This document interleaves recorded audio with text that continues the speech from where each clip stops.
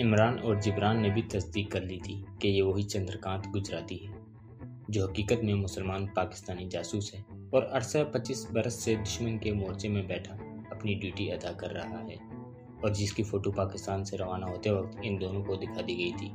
Guide ने commando Imran और जिब्रान से हाथ मिलाया और वहाँ से रुखसत हो गया।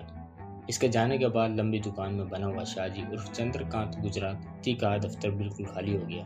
अब वहाँ तीनों के सिवा चौथा कोई नहीं था। चंद्रकांत ने पंजाबी में दोनों से पूछा, रास्ते में कोई गड़बड़ तो नहीं हुई? इमरान ने नफ़ी में सर हिलाते हुए पंजाबी जुबान में ही जवाब दिया, जब आप दोस्त हमें समंदर पर निकालने के लिए पानी से बाहर आई थी तो इस वक्त ज़रूर खतरा था कि कहीं दुश्मन का द्वारका रडार स्टेशन हमें देख न ले, लेकिन हमें किसी ने नहीं देखा। शाहजी उर्फ चंद्रकांत ने पंजाबी में इमरान से कहा, अब तुम्हारा क्या प्रोग्राम है?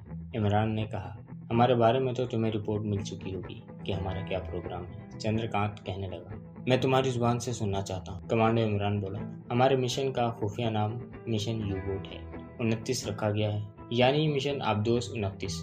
ये मुझे मालूम है। चंद्रकांत यानी शाह ने अपनी ऐनक के शीशे रुमाल से साफ करते हुए कहा, मैं तुमसे ये मालूम करना चाहता हूँ कि तुम में से आगे कौन जाएगा और यहाँ कौन रहेगा?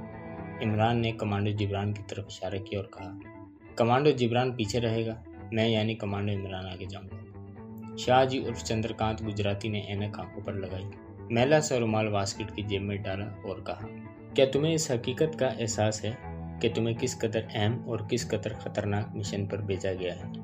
कमांडो जिब्रान ने पंजाबी जुबान में ही जवाब दिया, शाहजी, हम अपने वतन पाकिस्तान की इज्जत व नामूस और इस्तेहकाम की खातिर अपनी जान की बाजी लगाकर दुश्मन के मुल्क में आए हैं। मौत हमारी जेब में है, वो किसी भी जगह किसी भी मोड़ पर हमें दबोच सकती है, लेकिन हम ये अहद करके आए हैं कि हम मिशन मुकम्मल किए बगैर नहीं मरेंगे। शाहजी उर्फ चंद्रकांत का चेहरा संजीदा था। इमरान ने कमांडो जिब्रान के हुब्बुल वतनी के जज्बे की तायद करते हुए कहा, हम तारिक बिन ज़ियाद की तरह अपनी सारी कश्तियाँ जलाकर दुश्मन के मोर्चों में आए हैं। हम इस वक्त तक पीछे नहीं जाएंगे जब तक कि हमारा मिशन कामयाबी से मुकम्मल नहीं हो जाता। शाहजी उर्फ चंद्रकांत के चेहरे पर बददस्तूर संजीदगी छाई रही। इमरान सोचने लगा कि ये शख्स वाकई बड़ा मुतहम्मल मजाज आदमी है। यूं ही 25 साल से दुश्मन के पेट में बैठा वतन पाक के लिए खतरनाक तरीन जासूसी नहीं कर रहा। इस आदमी को ऐसा ही ठंडे मजाज का संजीदा आदमी होना चाहिए था।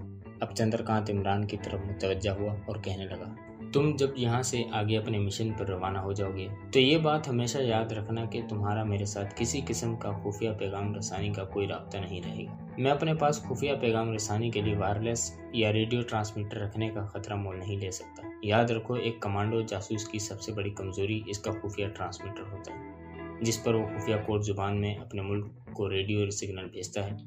ये गलती कभी ना करना। भारत का मुल्क कोई दकियानुसी गैर तरक्की याफ्ता मुल्क नहीं है।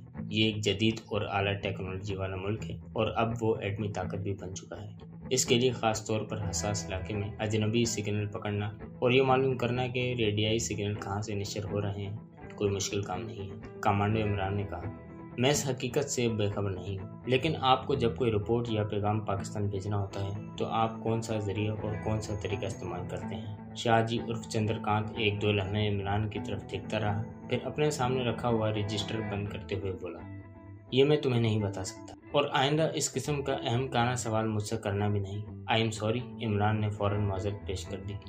शाहजी उर्फ चंद्रकांत ने कमांडो जिब्रान से मुखातिब होकर कहा, तुम मेरे पास रहोगे, लेकिन मैं तुम्हें अपने मकान में नहीं रख सकता। शहर से बाहर मेरा एक छोटा सा स्टोर है जहाँ मेरा सप्लाई कमान पड़ा होता है।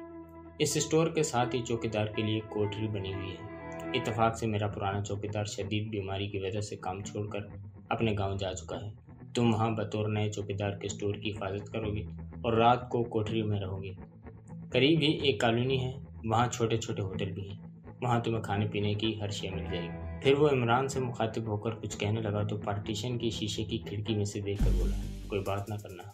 वो उठकर बाहर चला गया। इमरान और जिब्रान ने शीशे की खिड़की पर निगाह डाली। एक गिरवे कपड़ों वाला साधु टाइप का आदमी दुकान में दाखिल हुआ था। चंद्रकांत ने हाथ जोड़कर इसे प्रणाम किया और गुजराती में बोला, महाराज, मैं आप ही का इंतजार कर रहा था।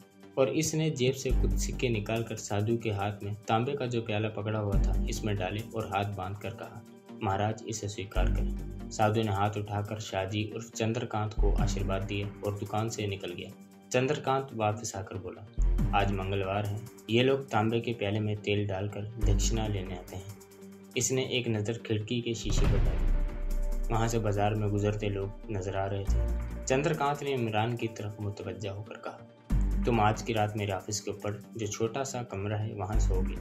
कल सुबह सुबह तुम अपने मिशन पर रवाना हो जाओगे। इमरान ने पूछा, मुझे भारत के कौन से शहर जाना होगा? शाहजी उर्फ चंद्रकांत ने कहा, ये कल तुम्हें मालूम हो जाएगा, लेकिन इससे पहले तुम्हें ये हुलिया बदलना होगा। शाम को मैं तुम्हारे लिए कुछ कपड़े लाऊंगा, तुम वो पहन लेना। फिर इसने कमांडो जिब्रान से कहा, तुम यहीं बैठो, मैं इमरान को ऊपर छोड़ाता हूँ। इसके बाद तुम्हें स्टोर में ले जाऊंगा, नाश्ता तुम वहीं करोगे। कमांडो जिब्रान दफ्तर में ही बैठा रहा। शाहजी उर्फ चंद्रकांत इमरान को दफ्तर के ऊपर वाले कमरे में ले आया। छोटा सा कमरा कबाड़ खाना बना हुआ था। कोने में एक चारपाई बिछी हुई थी। इसने इमरान से कहा, मैं खुद तुम्हारे लिए नाश्ता लाता हूँ, तुम नीचे मत आना। कमांडो इमरान चारपाई पर बैठ गया। जीने के पास आकर इसने पलट कर इमरान की तरफ देखा और पूछा, तुम लोगों के पास कोई असला वगैरह भी है? इमरान ने कहा, एक ऑटोमेटिक पिस्तौल है और फालतू मैगजीन भी है। शाहजी ने कहा, इसे संभाल कर रखना, अगर मेरे दफ्तर में हंगामी सूरत हाल पैदा हो जाए तो इसे सामने वाली खिड़की में से बाहर बदरों में फेंक देना। क्या इससे पहले भी इस किस्म की सूरत हाल पैदा हुई है? कमांडो इमरान ने पूछा। शाहजी उर्फ चंद्रकांत कहने लगा, कभी नहीं, लेकिन तुम आए हो तो ऐसे हालात पैदा हो सकते हैं। यहाँ कदम कदम पर सीआईडी के आदमी फिर रहे हैं। वो चला गया। कमांडो इमरान ने उठकर खिड़की का पट खोलकर बाहर देखा। नीचे एक गंदा नाला बह रहा था। इसने सामने की जानिब निगाह डाली तो इसे कुछ फासले पर इंडियन नेवी का एक आबदोश शिकन जहाज फ्रिगेट आहिस्ता आहिस्ता खलीज कम्बात में दाखिल होता नजर आया। इसने जल्दी से खिड़की बंद कर दी। मेरे खुदा, वो सोचने लगा, अपना आदमी शाहजी उर्फ चंद्रकांत तो बिल्कुल दुश्मन के सर के ऊपर और मौत के मुंह में बैठा है। इंडियन नेवी के जहाज़ों की नकल हरकत पर निगाह रखने के लिए इससे मौजूद जगह शायद और कोई नहीं थी। खिड़की इसने इसलिए फ़ौरन बंद कर दी थी कि इंतहाई सिक्योरिटी जोन है और ऐन मुमकिन है कि खलीज यानी आबनाए में सिक्योरिटी वाले दूरबीनों से इस इलाके पर नज़र रखे हुए हैं।